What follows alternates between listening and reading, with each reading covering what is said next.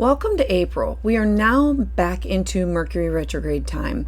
You're going to see many things still moving forward, but it's going to be a time that you're going to have to stop and slow down and pause. Let the natural rhythms play out.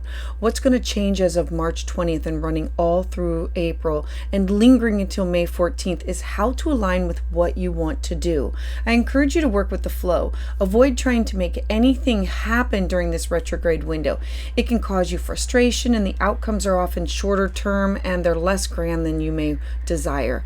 This is going to be a time for you to really sit back and see what comes to you. Leave yourself time for that last minute magic, as I like to call it, by leaving yourself as unscheduled as possible. We're currently in the heat of eclipse season. The theme is continuing on the Aries Libra axis, and it began back in early 2023 and it's going to run until early 2025. Now, last month we had a lunar eclipse at 5 degrees of Libra on March 25th, and on April 8th of this month we're going to have a solar eclipse at 19 degrees Aries. This eclipse cycle is going to be vacillating between the energies of the me-we sectors of your life. The focus is going to be on your individual and your relationship empowerment as the highest expression of the potentials. Eclipses, they're linked to the ecliptic, just as the north and the south nodes are. The nodes of the moon, they're connected to your karma, for better or worse, and your dharma, your highest expression of this lifetime. Eclipses, they tend to bring these events or these opportunities that unlock your fate, and they rapidly escalate these big events that are tying you to your destiny. And then finally on April 20th, we're going to have the Jupiter Uranus conjunction. This is probably the biggest event of the year, combining expansion, change, and innovative solutions. Hi, I'm your astrologer Patricia Tate, and this is your April 2024 monthly astrology forecast. To get updates as soon as they're released, please subscribe. Now let's dive in. So for Virgo Sun and Virgo Rising, welcome. Now on April 2nd, we have Mercury stationing retrograde. I have a separate video on this, so I just want to talk briefly about the theme because it sets your theme up for the month of April. Mercury is the planet of thoughts and communication and travel. It's your chart ruler, and it also rules over your career, your job, your legacy. And so when Mercury goes retrograde, it really affects you. So Mercury is going through your 8th house of resources that you share with other people. These connections that you have with other people, good or bad. They can be exes, they can be family, they can be business partners, they can be significant others. It can be the government with taxes. The 8th house is the house of your private affairs, insurance, the occult, birth, death, rebirth, transformation. So Mercury has gone through this house. It's already shown you what you're going to be going back over and reviewing and redoing. And then it crossed your Chiron, letting you know this wound that you're now going to work on healing. And so Mercury is going to go backwards. So I want you to think reschedule, restart, reconnect, reread, rekindle, review, all of those topics with anything that has to do with a contract with other people or these commitments that you have with other people. All right. Next, on April 8th, we have a new moon solar eclipse at 19 degrees of Aries.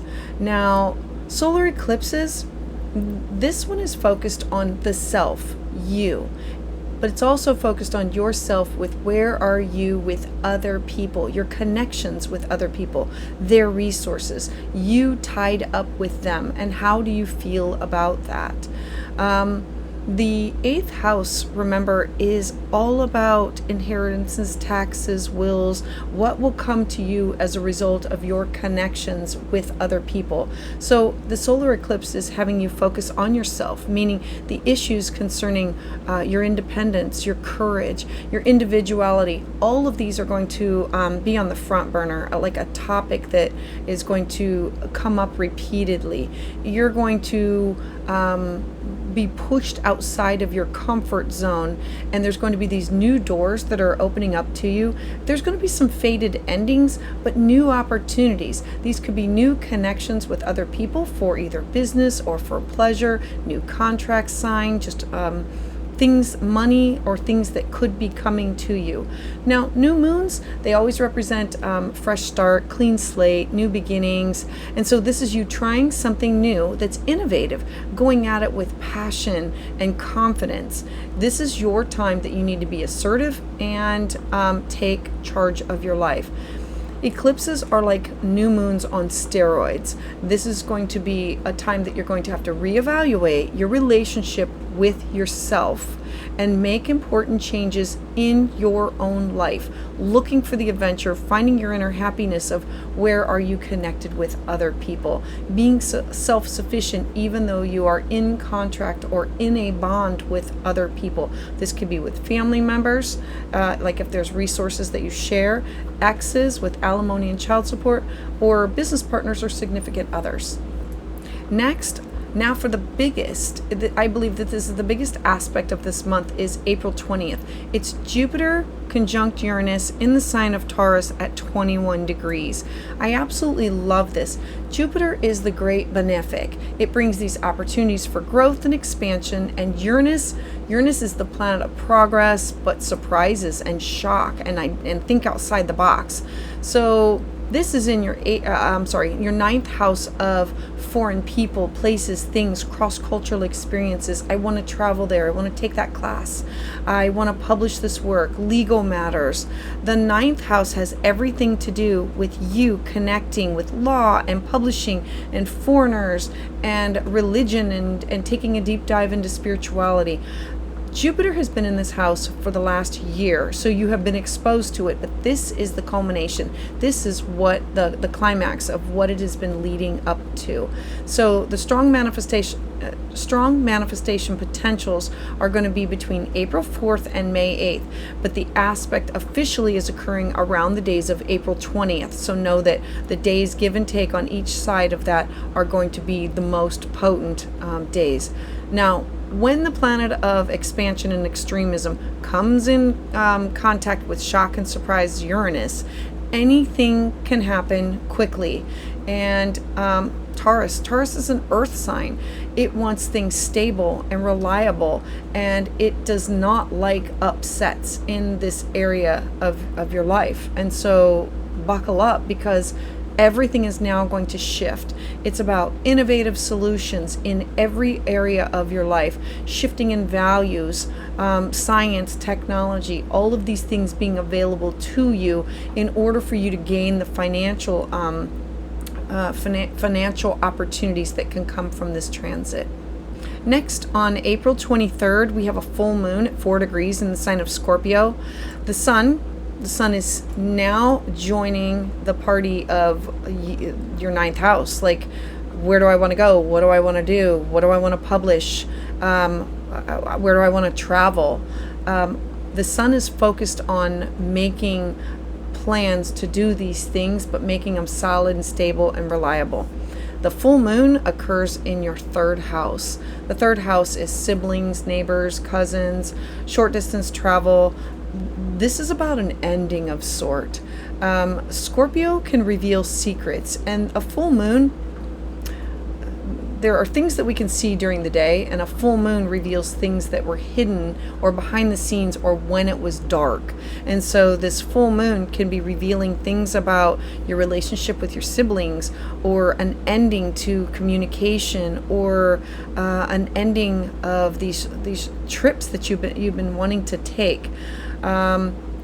Full moons represent endings or culminations. This is about, there could be a secret that comes up. There could be, and remember that not all endings are bad. There could be something that's done, a neighbor that moves away, or a sibling that is farther away or moves away. The third house has to do with all types of communication. So there could be an ending to an old way that you used to communicate. All right, then on the very next day, we have Mercury. Mercury is now going to be moving forward, moving direct, and it's conjunct the North Node and opposing the South Node. Look, I love this because Mercury, thoughts, ideas, communication, conjunct the North Node, Where are you supposed to be going? Moving you in the direction of your destiny, leaving behind what opposes you. So you've already, it's redo, rethink, rewind. You're readjusting your life, and who are you combining with? Who are you aligning yourself with? And combining that with, this is the direction. Getting rid of what no longer serves you. Like thinning out some things in your life, or streamlining some things in your life, and saying, what do I really value? What is the most important thing to me in my life? The South Node in your second house is getting rid of things that I no longer value, that are no longer important to me, moving towards what I really want and willing to make that investment. All right, so Virgo, I would love to hear your thoughts about this in the comments below. Please join me live Tuesdays at 6 p.m. Eastern Standard Time, where I offer new moon and full moon astrology consultations. For private consultation, you can schedule that at willowgracemystic.com. And to get updates as soon as they're released, please subscribe.